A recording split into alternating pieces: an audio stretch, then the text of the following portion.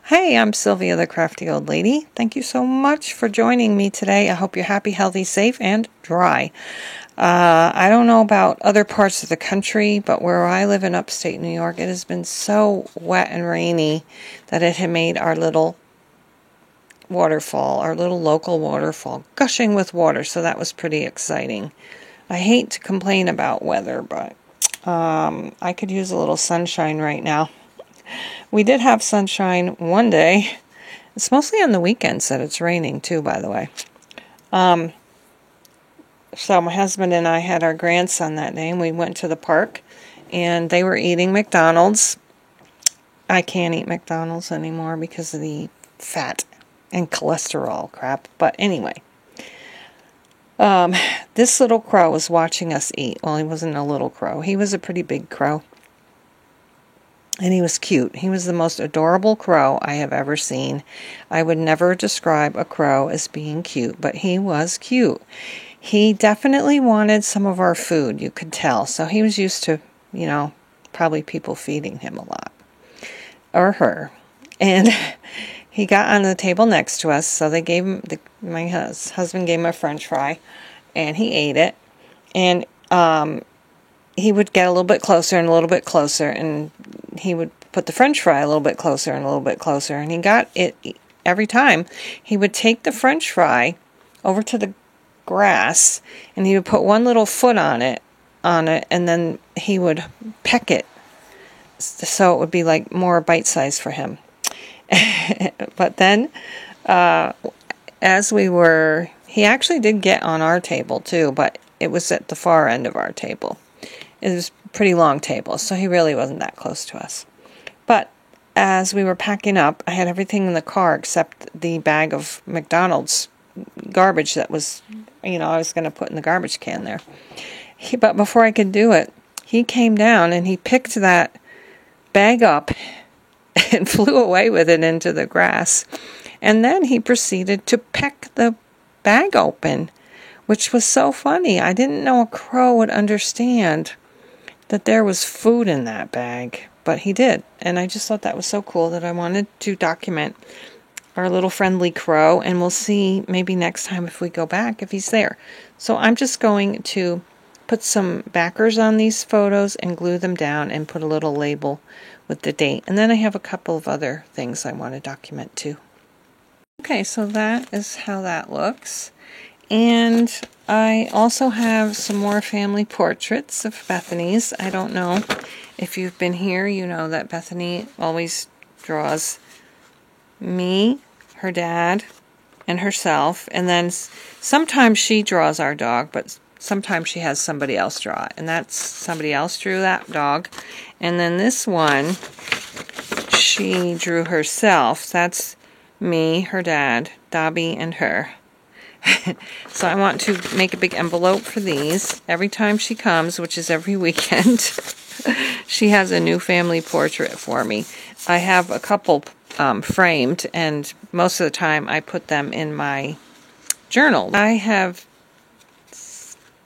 come back to this page. There is not enough room in this envelope for what I want to do with the family portraits, but we do have this, and I have some more photographs. This is our very first strawberry this year.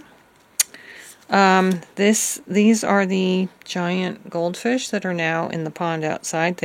We kept them in the house all winter. This is a yellow water lily that's in a pond. These are blue flag irises in a pond. And these are called Star of Bethlehem wildflowers. So I just wanted to document those. And I think I could actually maybe use this for the pictures. They do kind of they don't all fit, but I was thinking I could put the flowers on one and maybe... But these are going to be the envelope is going to be covering all of that. So I was thinking about putting some of the pictures on this journaling card, but I think I'm going to save it for journaling. So we're going to skip this page. I will never cover. I never cover up book pages that I use. So we can move on to this side. Yeah, the electric company is going to come and cut up some branches out of our trees because they're getting too close to the power lines. But anyway, I have this left over from a previous project. If you might have seen it. I could put that down and put the pictures in it, and I'm not liking the white background though, so I think I'm going to find something to cover this with, and also make an envelope with that I will put on maybe this page. I usually do go in order, so that is probably what I'll do. But every once in a while I find pages that I skipped by accident. This pretty flowery paper, I'm going to put that on there. I was thinking about making it into a pocket, but because I have this that I also want to document, I guess it might work. Let's go ahead and make it into a pocket, and I want to make sure I don't glue it on the wrong side. Alright, I don't know if I'll actually use the pocket because it's such a small page, but what I am going to do is cut a little scalloped circle out at the top so that we know it's a pocket in case in the future I want to use it as a pocket if I don't use it as a pocket now. But we're also going to put this little, it almost looks like a library card pocket, but it's actually an envelope that you can fold down. But I'm just going to glue it onto the page. I might glue it to the side because I might want to put a picture there. I don't know, like I might want to put the fish there, up but not upside down, and then put the rest of them inside this. So let's get this glued down. And you know, you could even make this a little pocket, but I'm not going to do that. I'm going to keep it as a glued down envelope. So we're going to do that. And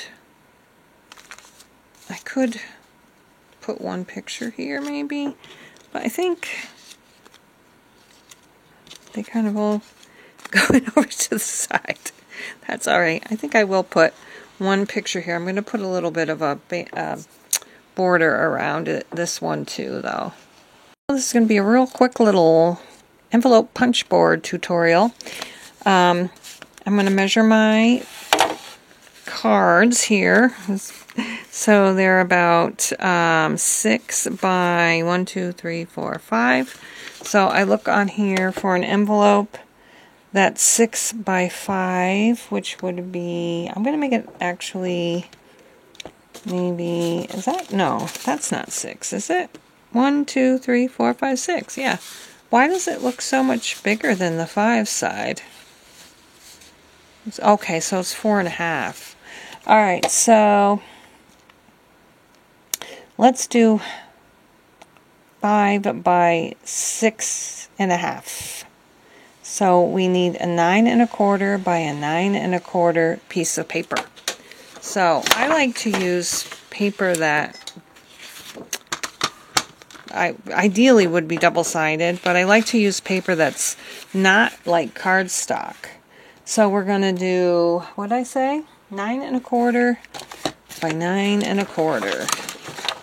So we're going to cut this side off actually. 9 1/4 is right there. Then we cut our paper, and then we do the same on this side, 9 1/4. Alright, so this should be what I need. Hopefully it works out good. So I'm going to take my score line is at 4. So I have to line my paper up with the 4-inch thing. And I punch that down, and I get my, whoops, oh, I gotta keep it still. You see this line here, that's my score line thing. So I have to find it. When it's this big, it's hard to find it. I don't know where it is. Is that it? Not working. There. So there we got that. And now we turn it and line up our score line with this little notch out here thing. And we punch again. And we score again. Now you can see where it is on this side. And then we rotate it, line up a little notch with our score line, punch. Now this time we can't see it. It's right there. I think this is going to be bigger than I need it. Then we rotate it again, line up our score line with this little notch, punch another hole, score another line, and we're done. Well, not quite. I guess it's not going to be too big. It should work. So, and also on here is a corner punch that you can do. That didn't come out right. Get it in there all the way. Uh-oh. I think my corner punch thing on there is wearing out, so I'm just gonna try this one. You don't have to do this. You can have, you can leave your points pointy if you want, but then we're gonna just fold on the score lines, and we're good to go. We got a little envelope.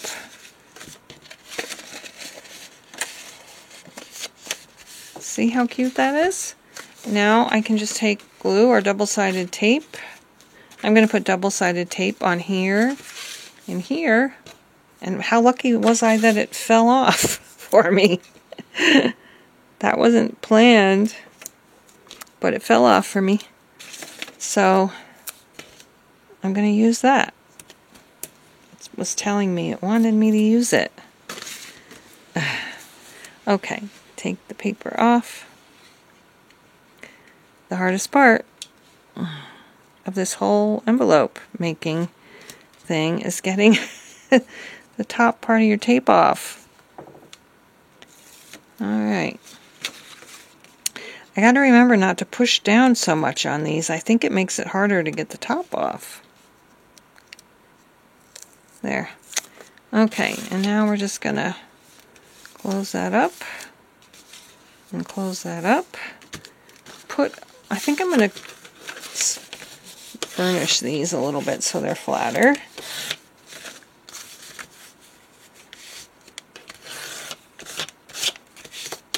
And get those in my envelope. And I think I got these at Michael's the other day. I'm going to put one right here. I'm going to just kind of glue this like this, just as a decoration. And then I'll glue it down in the book. And we shall be done. I'm almost done with this one. Thought it would last me a little longer. Alright, so, it's going to have to go this way. I didn't check to see if it would fit on the page. So it has to go that way. And I'm just going to glue it down with some Fabri-Tac.